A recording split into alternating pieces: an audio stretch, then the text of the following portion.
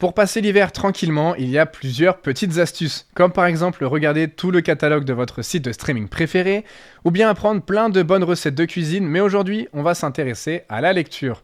De moins en moins de jeunes lisent aujourd'hui, pourtant il existe de super livres, des romans, des biographies, tout pour passer un super moment de lecture, dont des livres sur le thème de la montagne. Je vous en conseille 4 aujourd'hui. Le tout premier s'intitule Salade russe au Mont Blanc.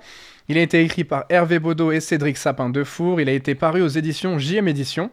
Et il est assez particulier ce livre parce que les auteurs ont chacun à leur tour écrit un chapitre, mais sans savoir ce que l'autre avait écrit.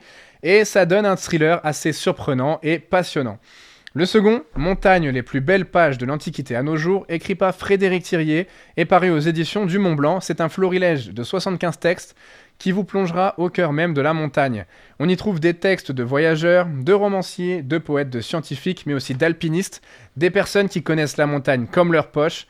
Ensuite, je vous conseille Les 30 destins d'alpinistes, paru chez Paulsen Jeunesse et écrit par Jessica Jeffres-Bitten et Emmanuel Algand.